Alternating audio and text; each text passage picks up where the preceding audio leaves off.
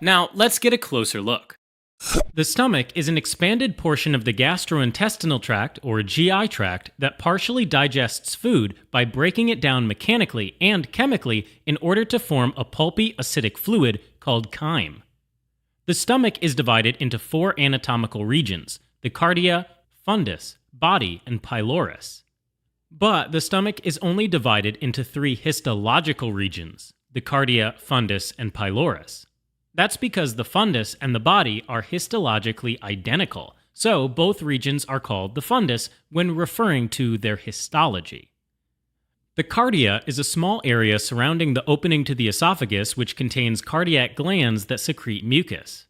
The fundus is the largest region histologically, since it also includes the body of the stomach as well.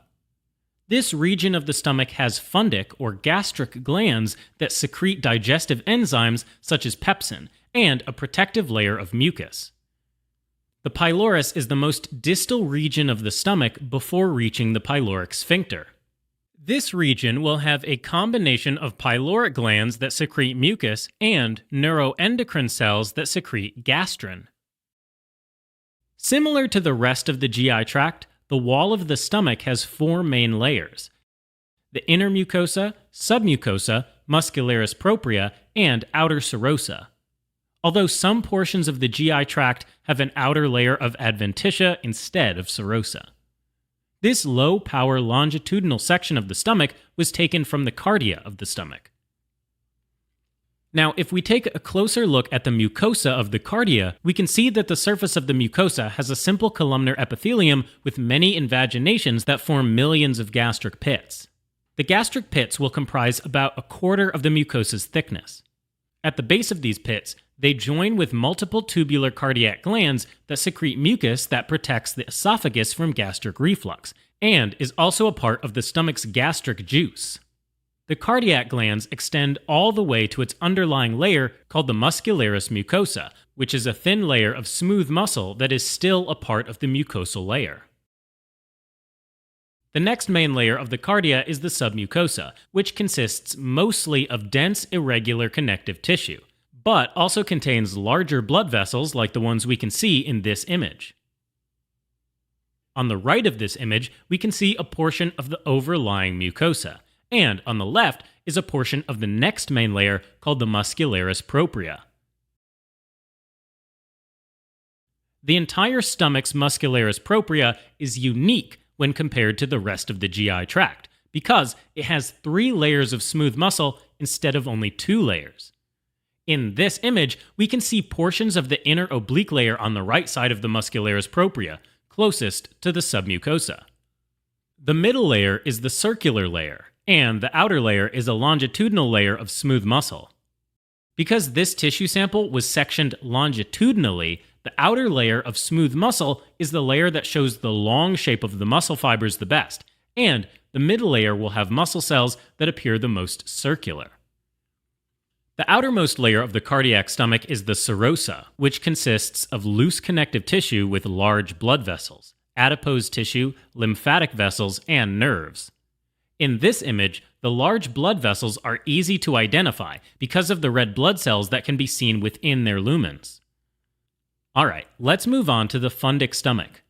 This low-power image allows us to see 3 of the main layers: the mucosa at the top, the submucosa, and the muscularis propria at the bottom.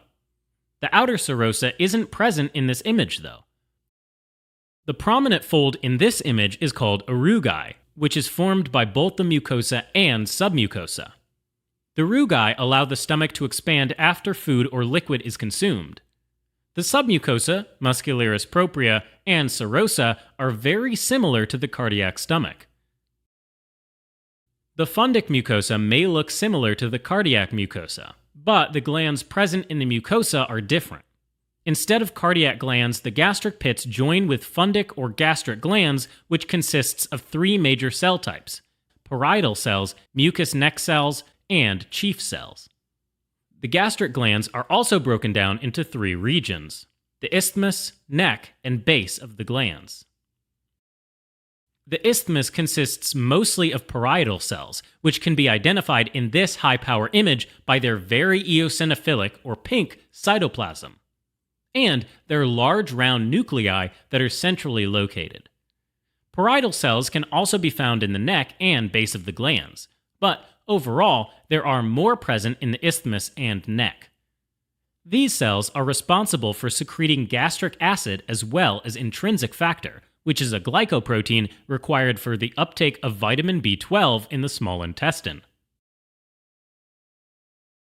The neck of the gastric glands consists mostly of parietal cells and mucous neck cells.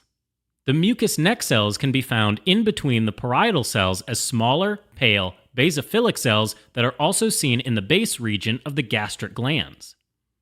In addition to parietal cells and mucous neck cells, the neck also has stem cells, but they can be difficult to identify using only an H&E stain. Although, when mucosal cells are damaged, the stem cells will multiply in order to replace the damaged cells, making the stem cells easier to find histologically. For example, gastritis and peptic ulcers are common conditions that can cause significant mucosal damage, resulting in an increased number of stem cells within the mucosa.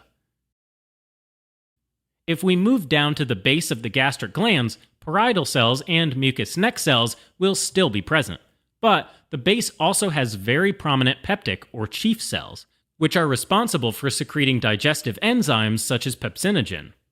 These cells have a granular cytoplasm and are very basophilic, resulting in their dark purple appearance. Enteroendocrine cells such as G cells are also present at the base.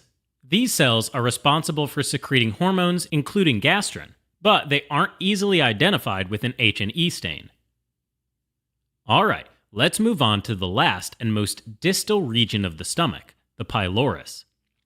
Although the serosa can't be seen in this image, the serosa, muscularis propria, and submucosa are all very similar to the fundus and cardia, but the mucosa of the pylorus does have quite a few unique characteristics.